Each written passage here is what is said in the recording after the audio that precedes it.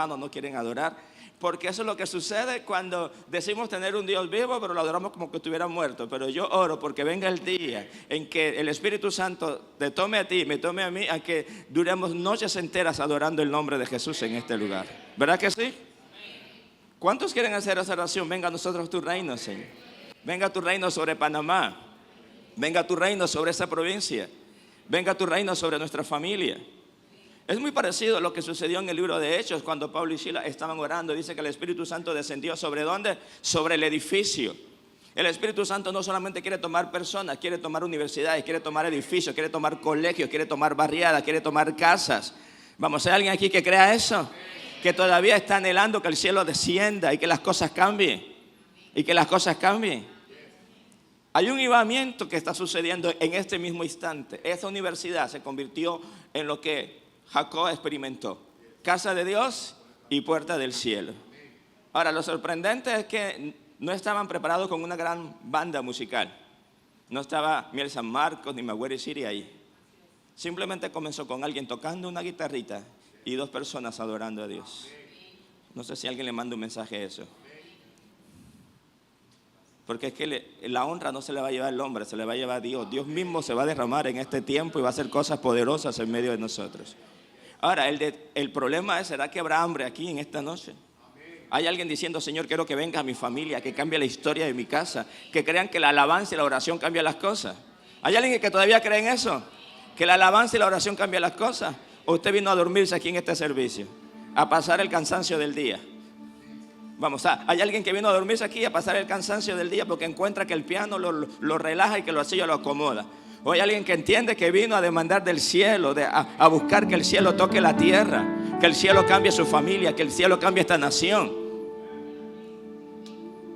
¿Será que hay 5 por lo menos aquí que desean que el cielo descienda? Vamos a ver, yo quiero ver que esos 5 me ayuden. Aquí tengo 2 sillas vacías, que vengan a jalar aquí adelante conmigo, vamos. Necesito gente que jale en esta noche, que se una a esa oración. Venga a nosotros, venga a nosotros, venga a nosotros tu reino. 133 horas. 133 horas adorando continuamente. Desde que se derramó el Espíritu Santo hace 5 días. No se para de adorar allí. No se para de adorar.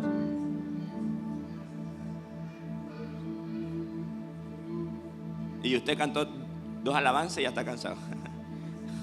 Usted se da cuenta por qué Dios se manifiesta. Dios está en todo el mundo, pero no se manifiesta en todo lugar. Porque Dios es omnipresente, pero Dios se manifiesta donde es anhelado, donde es deseado. Por eso Jesús nos enseñó a decir: venga a nosotros tu reino. ¿Qué dijo? Venga a nosotros tu reino. ¿Será que hay alguna familia que desea que el cielo llegue para restaurar su hogar? Porque tiene que haber demanda. Dice: venga a nosotros tu reino. Es alguien que anhela, es alguien que desea. Es como que salen a repartir algo, pero usted desea que eso venga a su casa. Y esto me impactó. 133 horas, ya van como por 135, porque esa noticia la publicaron en la tarde. Y no se cansan de adorar a Dios. Ahí está la gente, haciendo filas. Hay gente que lleva todo el día haciendo fila para tratar de que le den un espacio para entrar al lugar a adorar a Dios. Yo creo que necesitamos eso, ¿verdad que sí? ¿Cuántos creen que necesitamos eso? ¿Hay alguien que todavía pueda hacer esa oración esa noche? Venga a nosotros tu reino, Señor. Que el cielo descienda. Que el cielo desciende. Ahora, el detalle es que muchas veces nosotros queremos que el reino descienda, pero no tenemos un compromiso con ese reino. No tenemos un deseo en nuestro corazón o un hambre tan suficiente como para hacer la voluntad de Dios. Porque este versículo dice que se haga tu voluntad. ¿Cuántos están dispuestos a hacer la voluntad de Dios? Hacer la voluntad de Dios indica que tú vas a dejar de vivir para ti para vivir para Dios. Que tú vas a renunciar a tus sueños para hacer los sueños de Dios. ¿Habrá alguien dispuesto así? La Biblia habla que había un muchacho, un hombre que venía de una familia adinerada y él estaba al frente de los negocios de la familia. Y ese día, como todos los otros días, salió a trabajar la tierra de sus padres, a estar pendiente. En aquellos tiempos, quien tenía bueyes tenía dinero, quien tenía tierra tenía dinero. Así que este hombre, como todos los días, salió a trabajar con su junta de bueyes, a trabajar la tierra. Pero de repente dice que este hombre adinerado, que tenía una buena posición económica, que administraba la herencia de sus padres, la tierra de su familia, un día de repente dice en Primera de Reyes, capítulo 19, el versículo 19 al 21, que ese hombre salió a trabajar como cualquier día. Imagínense que usted mañana sale a trabajar y de repente cuando usted está en su trabajo, alguien le dice, ven y sígueme.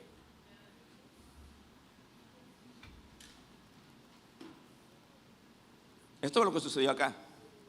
Dice Primera de Reyes 19, versículo 19 al 21. Elías salió y allí encontró a Eliseo, hijo de Safat, que estaba arando. Había 12 yuntas de bueyes en fila y él mismo conducía la última. Elías pasó junto a Eliseo y le arrojó su manto sobre él. Entonces Eliseo dejó sus bueyes y corrió tras Elías. Permítame usted despedirme de mi padre y de mi madre con un beso, dijo él, y luego lo seguiré. Anda y ve, respondió Elías, yo no te lo voy a impedir. Eliseo lo dejó y regresó. Tomó su yunta de bueyes y lo sacrificó. Quemando la madera de la yunta, asó la carne y se la dio al pueblo, y ellos comieron. Luego partió para seguir a Elías y se puso a su servicio. Este pasaje nos habla que cuando el Señor llama a Eliseo a servirle, a seguirle, dice que inmediatamente obedeció. Escúcheme bien, y fue tanto su compromiso y su obediencia hacia el llamado que dice que literalmente quemó las yuntas. Es como que Edgar mañana quema el carro y usa el carro para ofrecer un sacrificio. En pocas palabras, Eliseo estaba quemando a lo que se dedicaba. Estaba quemando lo que económicamente funcionaba para él y estaba sacrificando todo lo que tenía para servirle a Dios. No sé si alguien está entendiendo. Ahora, yo creo que lo que Elías le está pidiendo a Eliseo es absurdo. O sea, le está diciendo, ¿sabes qué, Eliseo? Quiero que dejes todo lo que estás haciendo y me sigas.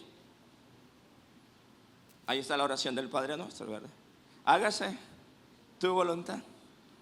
Entonces en ese momento dice que literalmente Eliseo tuvo un compromiso que para muchos yo lo llamaría un compromiso absurdo. Lo que Elías le estaba pidiendo a Eliseo era absurdo. O sea, ¿cómo me estás pidiendo que deje lo que estoy haciendo? Que deje mi familia, que deje mi trabajo, que deje la voluntad de mi familia y lo que yo soñé. Quizás Eliseo soñaba en ser un gran empresario. Quizás Eliseo soñaba en seguir amontonando riquezas para su familia. Ahora, entiéndame, no está mal amontonar riquezas. Lo que le estoy diciendo es que llegó un momento en que Eliseo tenía que entender que llegó la voluntad de Dios para su vida. Y la voluntad de Dios para su vida demandaba que tenía que soltar lo que estaba haciendo. Y tanto fue su convicción que dice que quemó la junta de bueyes. Y tomó uno de los bueyes y presentó sacrificio a Dios. Esa propuesta era absurda. Yo creo que no todos estamos en la disposición de soltar algunas cosas. A veces hay gente que para el llamado de Dios uno le dice, ¿sabes qué? Tienes una relación que no te conviene. O tienes un trabajo. No quiere decir que todos los trabajos te consuman la unción, pero hay trabajos que te matan la visión. Hay relaciones que te contaminan, que te sacan del propósito. Y a veces hay momentos en la vida en que tenemos que decidir si hacemos la voluntad del Padre o si vivimos para nosotros. Y vemos en Eliseo la decisión de obedecer la voluntad de Dios. Él no entró con vuelta. Él nada más le dijo, ¿sabes qué? Déjame despedirme de mi mamá y mi papá. ¿Usted se imagina la cara de la mamá y el papá de Eliseo cuando Eliseo llega y le dice, mamá, papá, me voy? ¿A qué?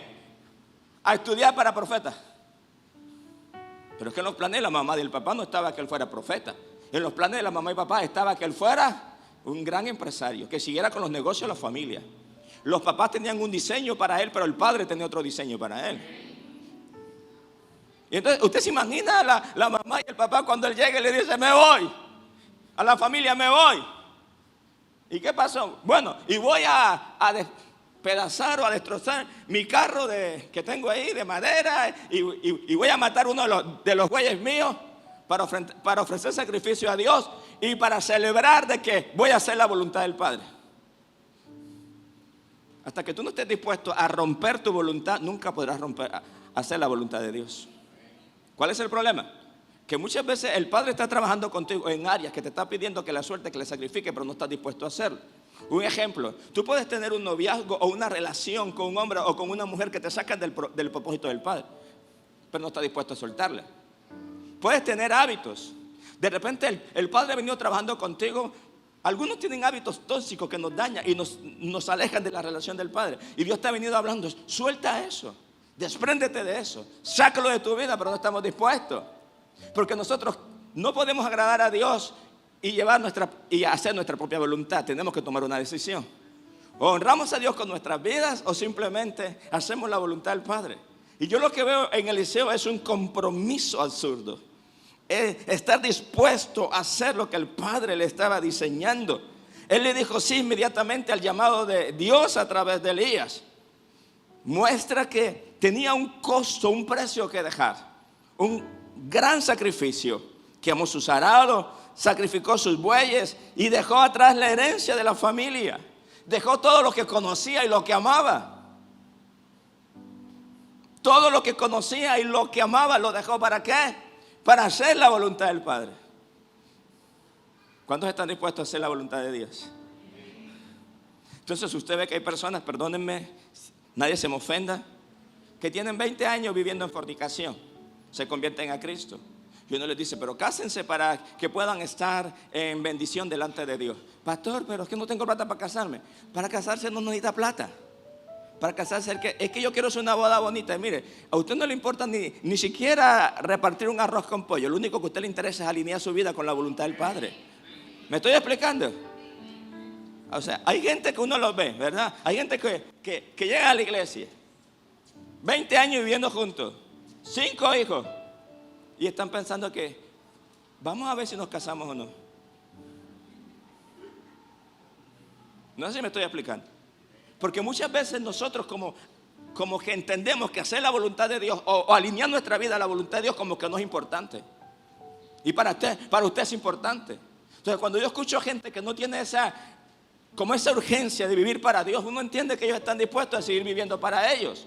Y no están dispuestos a soltar muchas cosas, a soltar relaciones. Cuando hay una persona que no quiere soltar la fornicación. Y yo le quiero decir, no quiero decir que cuando usted llegó a Cristo, el Señor nos ama como somos, pero Él quiere transformarnos. Pero hay gente que no está dispuesto a eso. Y prefieren un hombre, prefieren una mujer, prefieren un trabajo, prefieren el dinero que la voluntad del Padre. ¿Cuántas cosas ponemos delante de la voluntad de Dios? ¿Cuántas cosas para nosotros son prioridad antes que hacer la voluntad de Dios? Ahora vemos que él estaba dispuesto. Su compromiso con Dios fue inmediato. Su compromiso con Dios fue completo. Le hago una pregunta en esta noche. ¿Su compromiso con Dios es completo? ¿Usted está dispuesto a obedecer a Dios en todo lo que le pida en este tiempo? Lo voy a repetir. ¿Usted está dispuesto a obedecer a Dios en todo lo que le pida en ese tiempo? Porque usted sabe que hay conversaciones que no son la voluntad de Dios. Que hay amigos que usted tiene que contaminan tu mente, contaminan tu corazón. Que hay relaciones, que hay lugares, que hay cosas que te mantienen tu vida apagada y que usted necesita soltarlas. Pero no estamos dispuestos a hacerlo con esa prontitud. Le damos a Dios nuestro cansancio. Le damos a Dios lo que nos sobra. Pero queremos ver a Dios manifestarse en nuestras vidas. Eliseo estuvo dispuesto a dejarlo todo, a soltarlo todo. Estuvo dispuesto a dejarlo todo, a soltarlo todo, para hacer la voluntad del Padre. ¿Cuántas cosas usted está dispuesto a dejar? ¿Cuántas cosas usted está dispuesto a soltar? ¿Sabes? A veces hay gente que puede venir temprano a las reuniones y ni siquiera eso puede hacer. No le importa llegar tarde a los servicios, no le importa no venir a un ayuno, no le importa darle a Dios su cansancio. Llega el domingo a las 10:40. Y es el único día que quizás puede venir temprano a la iglesia, pero está tan ocupado en su vida que él no le importa no adorar a Dios. Y sin darnos cuenta como que nuestra vida va viviéndose en pos de nosotros y nos olvidamos que nosotros nacimos para hacer la voluntad de Dios. Algo que yo he tenido como convicción en mi vida es que no hay nada que me haga negociar mi relación con Dios o mi servicio a Dios. Desde que yo me convertí a Cristo tomé una decisión. Yo dije, ¿sabes qué? Los domingos no se los trabajo a nadie. Y no importa que me lo pagaran triple, no importa lo que me ofrecieran un domingo, no había manera de que yo un domingo trabajara para nadie. porque tenía una convicción que mi domingo era mi tiempo y mi día para dedicárselo a mi Señor, ya que en la semana no lo podía hacer. Y muchas veces nosotros no estamos dispuestos ni siquiera a ofrecer tiempos o a dejar condiciones para hacer la voluntad de Dios. Y vivimos nuestras vidas. Yo creo que en este tiempo Dios necesita de hombres y mujeres que estén dispuestos a buscar hacer su voluntad. Ahora, ¿por qué Elías llamó a Eliseo? Quizás Elías estaba buscando quién iba a ser su sucesor en la tierra, pero estuvo buscando y quizás encontró mucha gente desocupada, pero encontró un hombre trabajando. ¿Sabes qué yo encuentro en la Biblia? Que todos los hombres que Dios llama son gente comprometida, trabajadoras, echadas para adelante. Dios nunca llama a vagos. La gente piensa que Dios llama vago al ministerio. No, Dios siempre va a llamar a alguien que está ocupado. Dios siempre va a llamar a alguien que está ocupado, alguien que se enfoca, que es productivo. Así que cuando Elías llamó a Eliseo, Eliseo estuvo dispuesto a obedecer. Pero ¿sabes qué pasó con esto? Que al Eliseo tener un compromiso absurdo para hacer la voluntad de Dios, dice la palabra en 2 de Reyes capítulo 2, versículo del 11 al 15, que entonces Eliseo cambió su vida y salió de la vida natural. Recuerde, su papá a lo mejor quería que fuera administrador de empresa. No tengo nada malo con eso. Si tu diseño del padre es ser administrador de empresa, hágalo. Necesitamos administradores de empresa, necesitamos médicos, necesitamos abogados. Lo que le quiero decir es que sus padres físicos tenían un diseño para él, pero el Padre Celestial tenía otro diseño para él. Ahora, Eliseo estuvo dispuesto a atender la voluntad de Dios para su vida. Y dice 2 de Reyes 11:15. Mientras iban conversando, caminando y conversando, de pronto apareció un carro de fuego tirado por caballos de fuego y pasó entre los dos hombres y los separó. Elías fue llevado al cielo por un torbellino. Eliseo lo vio, diga conmigo, lo vio. Diga, Eliseo lo vio. Y exclamó, Padre mío, Padre mío. ¿Qué dice? Veo los carros de Israel con sus conductores. ¿Cómo son los carros del cielo? Usted se siente orgulloso con un Mercedes-Benz, pero Elías tuvo un mejor carro que el suyo y que el mío, que no necesitaba diésel, ni gasolina, ni nada. Mira eso. Si Eliseo se queda en su casa arando tierra, nunca hubiese visto los carros de fuego. ¿Alguien está entendiendo acá? Hay cosas que las vas a ver si obedeces a Dios, si te comprometes con Dios, si estás dispuesto a soltar cosas. Usted nunca va a ver lo que Dios te quiere mostrar si no sales del lugar donde hoy estás, si no sueltas las cosas que el Padre te ha estado pidiendo. Y entonces, ¿qué sucedió? Dice que Eliseo va con su líder, con su mentor, con su padre espiritual, y de repente dice que sus ojos se abrieron. De repente ahora entra en la dimensión sobrenatural, entra en la dimensión espiritual, está viendo las cosas del cielo y dice, y lo vio y exclamó, Padre mío, veo los carros de Israel con sus conductores. ¿Y qué eran los conductores? Ángeles, caballos de fuego también. Mientras desaparecían de su vista, rasgó su ropa en señal de angustia. Entonces Eliseo tomó el manto de Elías, el cual se le había caído cuando fue llevado y regresó a la orilla del río Jordán.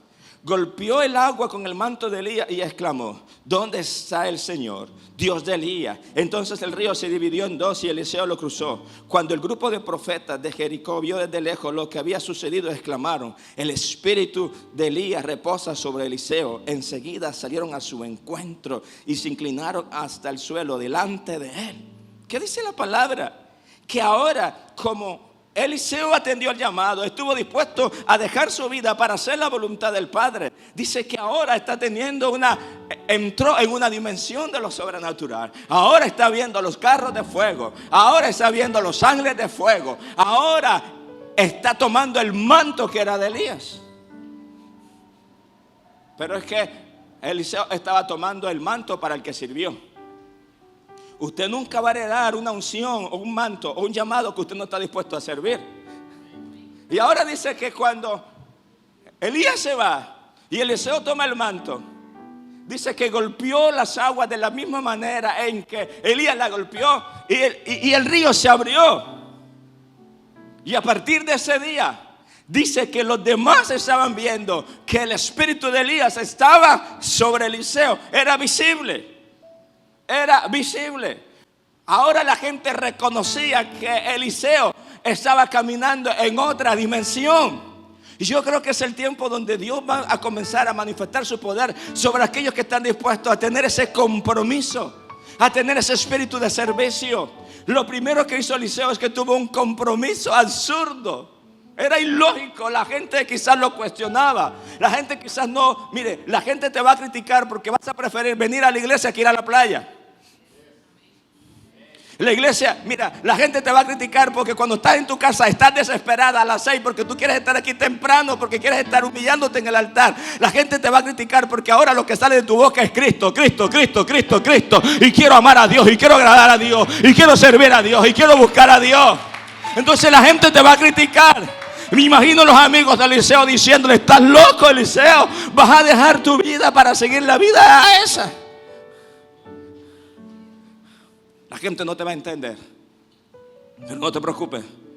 Tú no tienes que no tienes que preocuparte por lo que piensa el hombre. La gente no va a entender.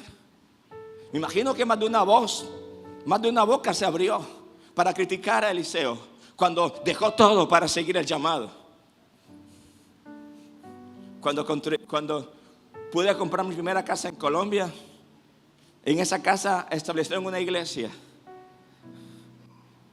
Y la regalé a la iglesia, la escritura la pasé a la iglesia. Mi primera casa la doné y vivía alquilado.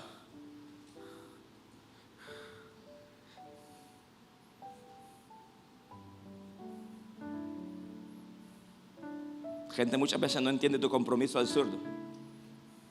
Cuando fuimos a abrir este lugar, y lo digo sin ningún sentido de arrogancia, mi esposa y yo, de nuestros ahorros personales, invertimos $30,000 en remodelar este lugar. Así que cuando usted vea que Dios me va a prosperar y me va a bendecir, no cuestione mi bendición de hoy si usted no supo el sacrificio de ayer.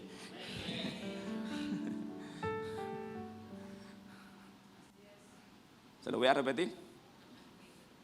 No cuestione la bendición que viene de camino para mí, para mi esposa y para mis hijos, si usted no conoce el sacrificio de ayer. Así que dile que está a tu lado: no cuestiones, ni me critiques, ni me digas nada cuando veas lo que Dios va a hacer conmigo. ¿Usted te imagina? ¿Sabes que muchos profetas le decían a Eliseo, se burlaban de Eliseo? Pero Eliseo estuvo fiel, estuvo dispuesto. Ahora, ¿qué sucede? Cuando Elías se va, el día que Elías se va, hay dos cosas que pasan en la vida de Eliseo. Dos cosas suceden. Primero, entra en la dimensión de lo sobrenatural. Sus ojos se abren. Y segundo, recibe el manto. Dos cosas suceden ese día. Ahora, cuando sale de allí, dice que entonces Eliseo se va a hacer su primer milagro. Y el primer milagro que hace Eliseo es purificar un agua que estaba contaminada. Presten atención acá.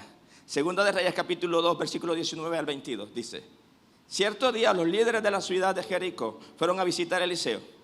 Tenemos un problema, Señor, le dijeron. Como puedes ver, esta ciudad está situada en un entorno agradable, pero el agua es mala. ¿Qué era malo? El agua. Y la tierra no produce. Si el agua es mala, la tierra no va a producir, porque para que la tierra sea fértil necesita de lluvia, ¿verdad? Entonces Eliseo dijo: tráigame un recipiente nuevo y pónganle sal. Así que se lo llevaron. Y Eliseo fue hasta el manantial que suministraba el agua de la ciudad. Le echó la sal y dijo: esto dice el Señor, yo he purificado el agua, ya no causará muerte ni esterilidad. ¿Cómo estaba la tierra? Estéril. Estaba causando muerte. La gente estaba enfermando y muriendo por el agua que estaba contaminada. Desde entonces el agua quedó pura, tal como dijo Eliseo. Aquí hay dos cosas que analizar, presten atención. La ciudad era buena, pero el agua era mala. Y a causa de que el agua era mala, la tierra estaba estéril. Escúcheme bien. Panamá es un país próspero, ¿sí o no? Pero ¿cuántos están quebrados? Aquí Dios me dijo algo: el problema no es el país, el problema es el agua que está corriendo. Es el agua que estás tomando. Aquí hay plata. Aquí hay plata. Le dicen la Dubái de Centroamérica. Si no, dese un paseo por Paitilla, Punta Pacífica, por ahí, para que usted vea. Que pasa todo el tiempo por allá, el de transporte Okio. ¿Qué es lo que hay por allá? Plata, ¿sí o no? Entonces, esta gente tenía un problema, dice. Eliseo, mira, la ciudad es linda, pero estamos quebrados. La tierra está estéril. ¿Cuántos hoy tienen su tierra estéril? Los que no, qué bueno, al final les pido una ofrenda especial. Entonces Eliseo les dice, ok, el agua está mala, vamos a sanar el agua. Y le dicen, tráigame sal. Hay cosas que son proféticas en la Biblia, pero no es que Eliseo se inventó el echarle sal al agua. Vamos a entender por qué él dijo que traigan sal. Mire lo que dice Levíticos capítulo 2 versículo 13. Todas las ofrendas de cereal las sazonarán con sal, y no dejarán que les falte la sal del pacto con Dios. ¿De qué? ¿La sal del qué? La sal del pacto de su Dios. A todas las ofrendas deberán poner la sal. Dios estableció que todas las ofrendas tenían que tener sal, porque la sal representaba el pacto. ¿Sabes cuál es el problema? Que muchos hoy tienen su tierra estéril y seca porque abandonaron el pacto. Porque un día le dijiste a Dios que le ibas a servir, pero no le estás sirviendo. Un día le dijiste a Dios que todo lo que te diera ibas a dar el diezmo y no lo das, te lo comes. Un día cuando estabas allá en Barranquilla, cuando estabas en Maracaibo, en Dominicana, Señor, si tú me llevas a Panamá te voy a servir, voy a dar mi mayor esfuerzo, Señor, mi don y mi vida, mi ministerio, mi servicio va a ser para ti. Pero abandonaste el pacto. Y como abandonaste el pacto, tu agua está contaminada. Y como tu agua está contaminada, tu tierra está estéril. Entonces el profeta dice, tráiganme sal. Mira lo que dice el Números capítulo 18 versículo 19. Yo el Señor te entrego todas las contribuciones sagradas que los israelitas me presenten. Son tuyas y de tus hijos y de tus hijas como estatuto perpetuo. Esto es un pacto perpetuo sellado en mi presencia con sal. Es un pacto que hago contigo y con tus descendientes. Mire lo que significa el pacto de sal. ¿Quién quiere que le dé un poquito de sal? Ok. A ver, está bien. Allá atrás alguien más levantó la mano. Ok. Ahora se busca un mango verde y le echa y lo hace con vinagre, dicen por ahí. ¿Ustedes también? Ok.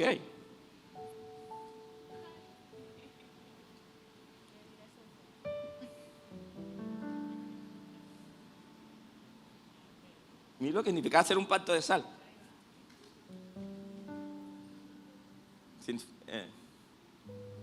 El pacto de sal, para hacer un pacto de sal había que hacerlo de esta manera. Levántate por favor. ¿Tú vas a hacer un pacto de sal conmigo? ¿Sí o no? Dame tu mano. Coge la sal. Mézclala ahora. Ok, ya ese es el pacto de sal. Aquí está el pacto de sal. Ahora, la única manera de deshacer este pacto, abre la mano. Devuélveme mi sal. ¿Cuál es la mía? No sé. No hay, está toda mezclada. Devuélvemela.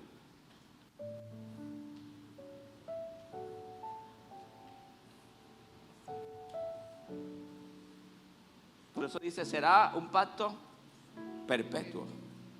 No hay forma. No hay forma. O sea que cuando Dios hace un pacto con Edgar, mira, Dios dice, listo, quedo amarrado contigo para siempre.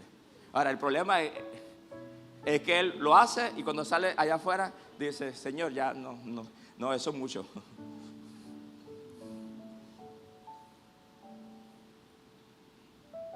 Entonces Eliseo dice, le dice algo, la ciudad es buena y su tierra es mala porque abandonaron el pacto.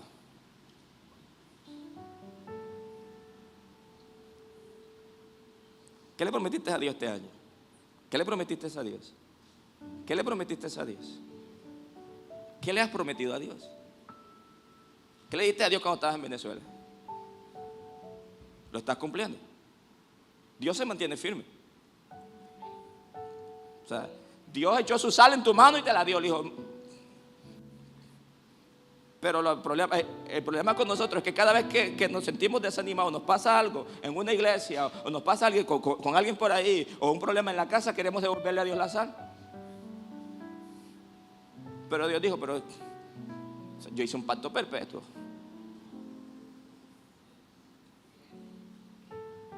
¿Por qué hay tanto divorcio hoy? Porque hoy la gente por nada se divorcia. Estados Unidos es el país de los divorcios. Aún en las iglesias, por todos lados usted ve los pastores divorciándose. ¿Por qué? ¿Por qué se metieron en la onda de los divorcios? País de primer mundo. Que ningún de país de primer mundo. Hay que regresar a la Biblia. Lo que Dios unió, separen esa sal. Intercambien sal, sepárenla. ¿Y qué dice? Que si Dios lo unió, ¿qué?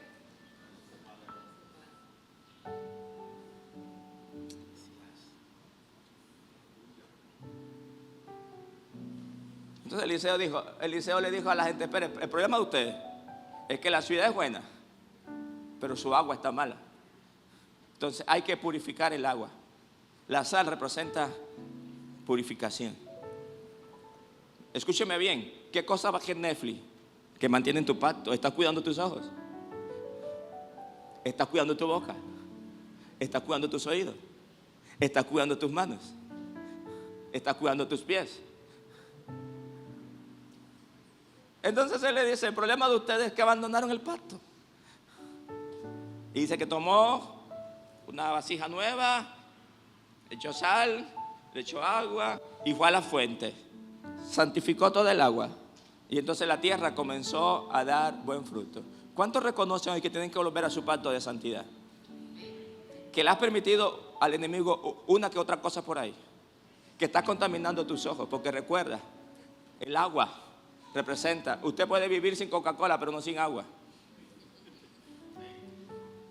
Y el agua tiene que ver con lo que bebemos, lo que traemos a nuestro cuerpo. Esta semana, ¿qué hiciste para mantener una atmósfera saludable en tu vida? ¿Qué estás viendo? ¿Qué estás escuchando? ¿Con quién te estás relacionando? ¿Tu compromiso con Dios lo mantiene firme? ¿O simplemente cuando te aburre le dices, Señor, devuélveme mi sal y coge la tuya? El problema es que él dice, pero que es un pacto perpetuo. No hay manera, mijo. No hay manera. No hay manera. ¿Sí o no? Por eso es importante lo que el profeta estaba haciendo acá. Ahora, Mateo capítulo 5, el versículo 13 dice, mira que está a tu lado, dile, tú eres la sal. Ahora, en el nuevo pacto nosotros somos la sal. O sea que usted y yo, mamá, papá, joven, tú eres la sal de tu casa. Escúchame bien esto. Tú eres la sal. Ya, gracias.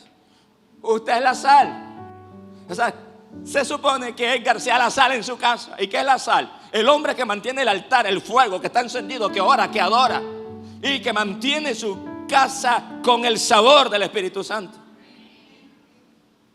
Entonces dice, ustedes son la sal. Tú eres la sal de tu casa. Y si tu casa está insípida es por tu culpa.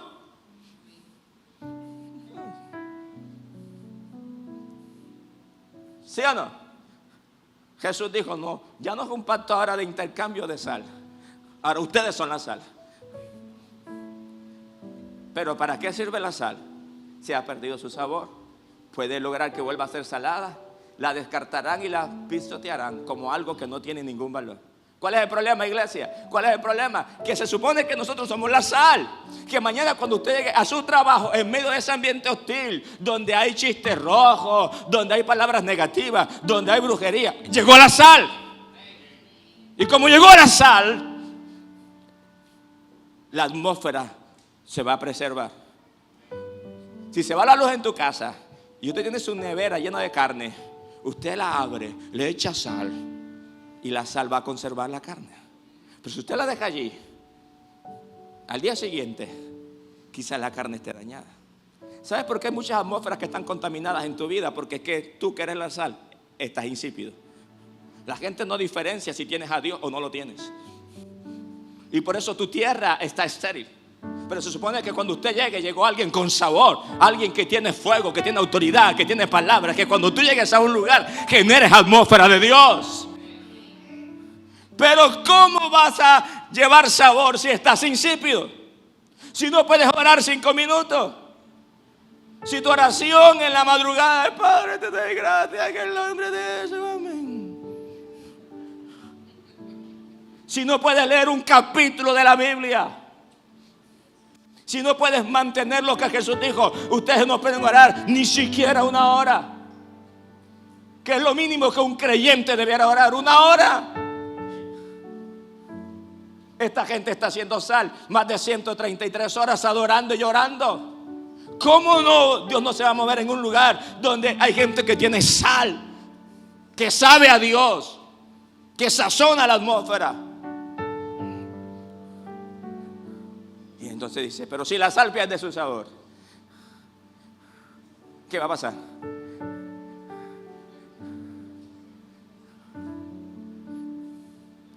Jesús dijo: ustedes son la sal.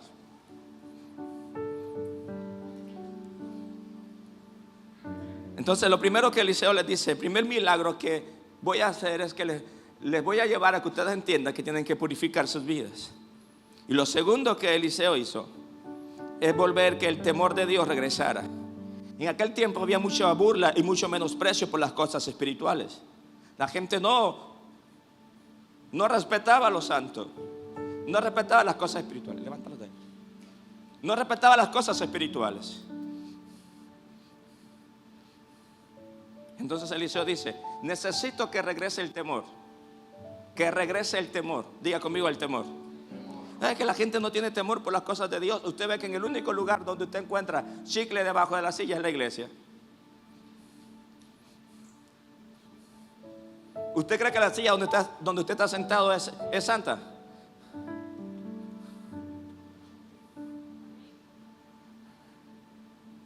Enséñele a sus hijos a tener reverencia por los santos. Usted mismo aprenda a tener reverencia por los santos. Entonces, no había temor de Dios. La gente se burlaba de los profetas, se burlaba de las cosas de Dios. Y mire lo que dice 2 de Reyes capítulo 2, versículo 23 al 25. Después Eliseo salió de Jericó y subió a Betel. Mientras iba por el camino, unos muchachos de la ciudad comenzaron a burlarse y a reírse de él. Vete de aquí, viejo calvo. Gritaban: vete de aquí, viejo calvo. Eliseo se dio la vuelta, los miró y los maldijo en el nombre del Señor. Entonces 2 osos salieron del bosque y atacaron a 42 de ellos. De allí Eliseo se fue al monte Carmelo y finalmente regresó a Samaria. Mira lo que sucedió acá. Temor, diga conmigo: temor. Temor. Dice que había unos muchachos burlándose. Y Eliseo se regresó, los miró a la cara y les dijo: hoy el temor de Dios va a volver aquí. Y dice que salieron 2 osos y se comieron 42. Quiere decir que quizás habían 50 que se fueron. Pero esos 50 se fueron a decirle a los demás: hay que respetar las cosas de Dios, porque hoy 42 muchachos murieron a causa de faltar el respeto a Dios. Si se comió 42, la Biblia nos dice: y se los comió a todos. Yo creo que se escaparon un par ahí. Y esos que se escaparon con un propósito. ¿Sabes cuál era el propósito? Decirle a los demás: hay que tener temor por las cosas de Dios. Porque literalmente se estaban burlando de las cosas de Dios. Se estaban burlando del hombre de Dios. Porque recuerde que cuando llegó Eliseo, él tenía que continuar el ministerio de Elías, donde estaba Jezabel, donde se burlaban y profanaban los santos. Entonces el temor de Dios tenía que regresar. Hoy en día la gente se ha olvidado del temor a Dios. Ya a la gente no le importa, no se preocupa cómo ministra, cómo adora. No se preocupa por lo que ve, por lo que escucha, por lo que hace. Ni siquiera temor a veces ni por las cosas sagradas hay en la iglesia. Y Eliseo dijo: ¿sabes qué? Después de purificar el agua, ahora lo que hay que hacer es que vuelva el temor a Dios. ¿Usted sabe qué pasó cuando Ananías y Zafira murieron? De ahí más nadie se robó los diezmos y las ofrendas. En el libro de Hechos dice que le mintieron al Espíritu Santo. Y tenemos que volver al temor a Dios. Tenemos que tener temor de estar hablando, mis amados hermanos. No preste su boca para el diablo. No preste sus oídos para el enemigo. Hoy en día el temor de Dios se ha perdido. Gente criticando, hablando, usan las redes sociales para burlarse. Se ha levantado una generación que se burla de los santos. Pero creo que Dios va a volver a hacer que el temor de Dios regrese a la casa. ¿Usted cree eso? Y sabes, hay algo a que Dios llevó a Eliseo. Y está en 2 de Reyes capítulo 3 versículo 11 al 18. Dice que de repente los reyes estaban preocupados. Y dice el versículo 11: pero el rey Josafat de Judá preguntó: ¿acaso no hay ningún profeta del Señor con nosotros? Si es así, podemos preguntarle al Señor por medio de él qué debemos hacer. Uno de los oficiales del rey Joram respondió: Eliseo, hijo de Safat, que está entre nosotros, es ayudante personal de Elías. Si el Señor habla por medio de él, dijo Josafat. Así que el rey de Israel, el rey Josafat de Judá y el rey de Edom fueron a consultar a Eliseo. ¿Por qué has venido a verme a mí?, preguntó Eliseo al rey de Israel. Busca a los profetas paganos de tu madre y de tu padre. Pero Joram, rey de Israel, dijo: no, ¿acaso no ha sido el Señor que nos trajo a los 3 reyes aquí para que el rey de Moab nos derrote? Eliseo respondió: tan cierto como que el Señor Todopoderoso vive, a quien sirvo, si no fuera por el respeto que le tengo al rey Josafat de Judá, no perdería el tiempo hablando contigo. Ahora tráigame a alguien que sepa tocar el arpa. Mientras tocaban el arpa, el poder del Señor vino sobre Eliseo, quien dijo: esto dice el Señor, este valle seco se llenará de lagunas. Ustedes no verán viento ni lluvia, dice el Señor, pero este valle se llenará de agua. Habrá suficiente para ustedes, para su ganado y para todos los animales. Pero eso es algo muy sencillo para el Señor, porque Él le dará la victoria sobre el ejército de Moab. Dice la palabra del Señor que estos 3 reyes estaban preocupados. Y entonces fueron a consultar a Eliseo. Y Eliseo dijo: ¿sabes qué? Lo voy a hacer por el rey de Judá, les voy a profetizar. Pero Eliseo, que entendía lo que era crear atmósfera, dijo: ¿sabes qué? Pero para profetizar necesitamos que cada uno de ustedes entiendan que primero hay que rendir adoración y alabanza a Dios. Así que Eliseo dijo: tráiganme un levita. En la versión original dice: tráigame un levita. En otra versión dicen: tráigame un músico, o tráigame un salmista. Y dice que cuando este levita, este salmista comenzó a adorar, dice la palabra que entonces el Espíritu de Dios vino sobre Eliseo y comenzó a profetizar. Entonces, en la Biblia encontramos en muchas ocasiones lo importante de crear atmósfera donde tengamos un corazón puro, donde Dios sea reverenciado y donde podamos crear una atmósfera para que Dios se glorifique en medio de ellos. ¿Sabes qué está sucediendo? En ese momento está un músico adorando a Dios y entonces el Espíritu Santo viene sobre Eliseo y comienza a profetizar. Tenemos que entender que tenemos que cuidar nuestras atmósferas y seguiré hablando de esto hasta que usted le dé ese valor, hasta que usted entienda que tienes que cuidar la atmósfera ahora que llegas a tu casa, de lo que escuchas, lo que hablas, lo que ves, lo que lees. Y que Dios está buscando en este tiempo gente que aprenda a generar atmósferas. Y nuevamente vemos ligado aquí el ministerio de adoración con el ministerio profético. Eliseo no comenzó a profetizar hasta que no había una adoración genuina que se estaba levantando en ese lugar. Y entonces dice en 2 de Reyes capítulo 6 versículo del 8 al 17, y con esto termino, que Eliseo aprendió a caminar en atmósferas sobrenaturales. Recuerden, en el capítulo 2 sus ojos fueron abiertos. Ya él tenía ahora conocimiento del mundo espiritual, de la dimensión sobrenatural. Y dice el versículo 8: el rey de Siria, que estaba en guerra con Israel, deliberó con sus ministros y le dijo: vamos a acampar en tal lugar. Pero el hombre de Dios le envió un mensaje al rey de Israel: procura no pasar por este sitio, por el sirio te han teñido allí una emboscada. Así que el rey de Israel envió al reconocer el lugar que el hombre de Dios le había indicado. Y en varias ocasiones Eliseo le dijo al rey, de modo que éste tomó precauciones. El rey de Siria, enfurecido con lo que estaba pasando, llamó a sus ministros y les reclamó: ¿quién podrá decirme quién es el que está informando al rey de Israel? Nadie, mi señor y rey, respondió uno de ellos. El responsable es Eliseo, el profeta que está en Israel. Es quien le comunica todo al rey de Israel, aún lo que su majestad dice en su alcoba. Pues entonces averigüen dónde está, ordenó el rey, para que mande a capturarlo. Cuando le informaron que Eliseo estaba en Dotán, el rey envió allí un destacamento grande con caballos y carros de combate. Llegaron esa noche y cercaron la ciudad. Por la mañana, cuando el criado del hombre de Dios se levantó para salir, vio que un ejército con caballos y carros de combate rodeaba la ciudad. ¡Ay, mi señor!, exclamó el criado. ¿Qué vamos a hacer? No tengas miedo, respondió Eliseo. Los que están con nosotros son más que ellos. Entonces Eliseo oró: Señor, ábrele a Giezi los ojos para que vea. Y el Señor así lo hizo. Y el criado vio que la colina estaba llena de caballos y de carros de fuego alrededor de Eliseo. ¿Usted se acuerda qué pasó cuando el Señor se llevó a Elías? Ese día, ¿ustedes saben qué sucedió? Eliseo entró en la dimensión sobrenatural. Ese día comenzó a ver los carros de fuego y los caballos de fuego. Ahora, desde ese día, nunca más Eliseo salió de esa dimensión. Ahora, lo más común para Eliseo era levantarse o salir de su carpa y mirar los carros de fuego, los caballos de fuego. Y muchos escritores o teólogos de la Biblia dicen que estos caballos o carros de fuego que describían eran o son ángeles de fuego. Así que cada vez que Eliseo se levantaba, él miraba sus ángeles de fuego alrededor de él. Ahora dice que Giezi, que estaba con él, que era su criado, dice que no los veía.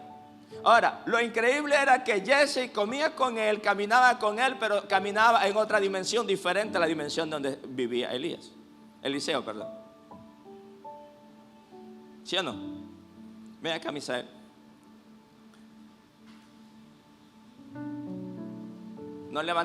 Él se levanta en la mañana y ve que el rey de Siria mandó caballos y sus mejores guerreros. Cuando sale, vio toda la colina llena de un gran ejército. Se levanta y va y le dice a Eliseo: Eliseo, ¿qué vamos a hacer? Nos van a matar. El rey de Siria mandó por tu cabeza. Y Eliseo lo queda mirando y le dice: no tengas temor. Más son los que están con nosotros que los que están contra nosotros. En ese momento él dijo, porque el que no entiende las dimensiones espirituales, el hombre natural nunca puede percibir las cosas que son espiritual. Para él son locuras. Si yo le digo a ustedes que hay ángeles de fuego en este lugar, ¿ustedes creerían? ¿Seguro? Si yo digo que en esta noche, mientras adoramos, le puedo pedir al Padre que ángeles de fuego vengan sobre tu vida y puedas sentir su calor en tus manos, ¿lo puedes creer? ¿Estás seguro?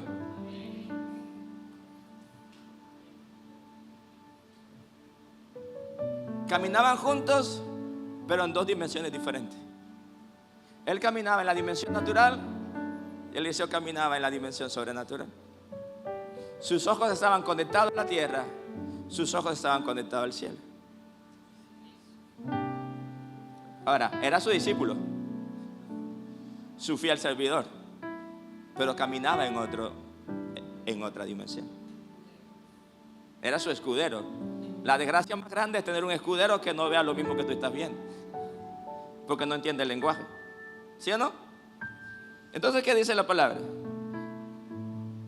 Que Eliseo le dice: Señor, abre los ojos.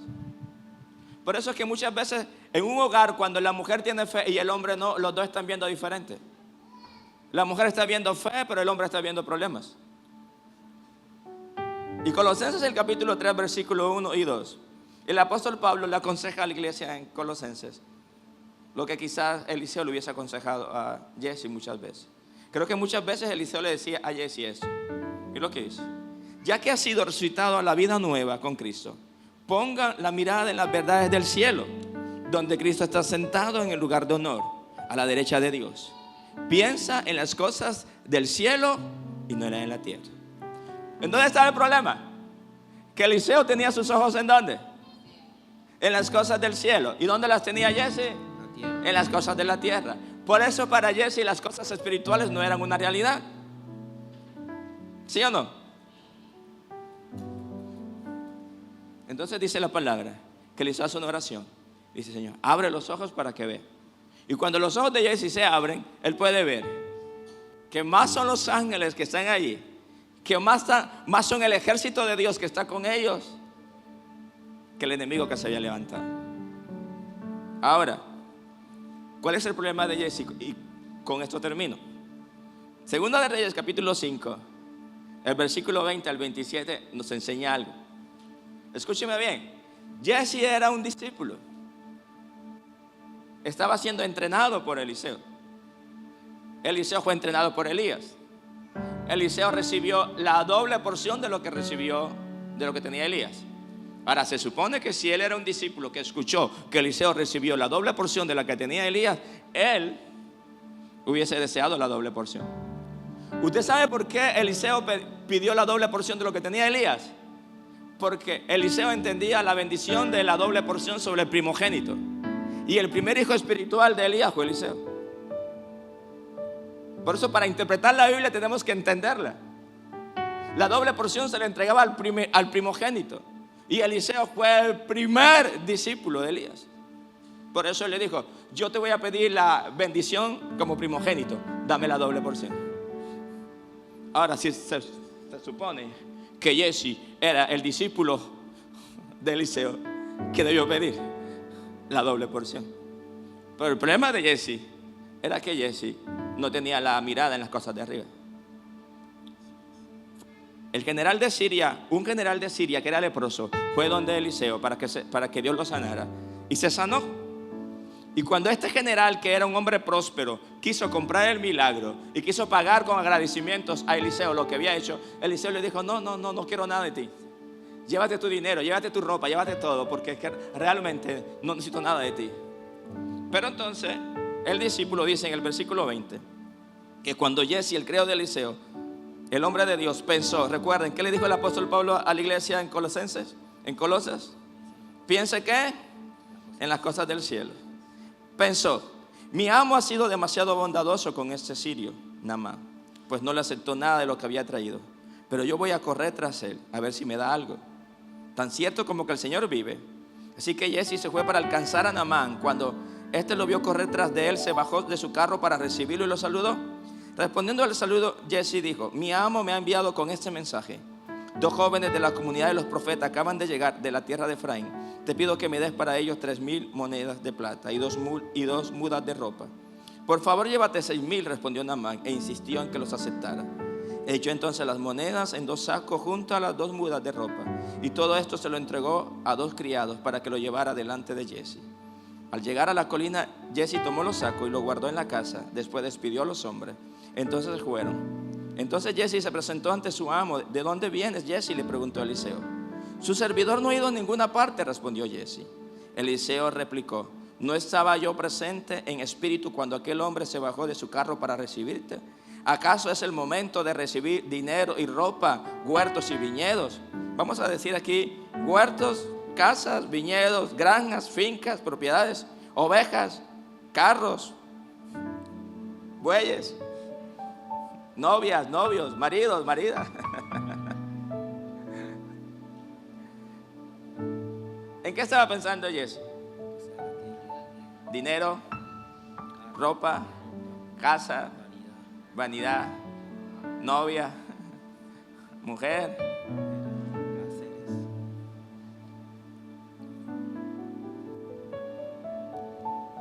Entonces dice: ahora la lepra de Naamán se te pegará a ti y a tus descendientes para siempre. No había salido Jesse de la presencia de Eliseo cuando ya estaba blanco como la nieve por causa de la lepra. Con esto termino. ¿Sabes cuál es el chiste de Jesse? Ustedes recuerdan que Jesse, ¿quién era? Su discípulo, su servidor, ¿verdad? ¿Cuántas veces Dios le reveló a Eliseo las estrategias del rey de Siria? Y cada vez que Dios le mostraba a Eliseo las estrategias del rey de Siria, ¿a quién usted cree que el rey mandaba? Que Eliseo mandaba al rey para que le dijera las estrategias que el Señor le revelaba en los secretos de Eliseo. A Jesse. A Jesse se le olvidó que su líder era un profeta y vidente, que Dios le mostraba en oculto, en secreto, perdón, lo que él hacía en oculto.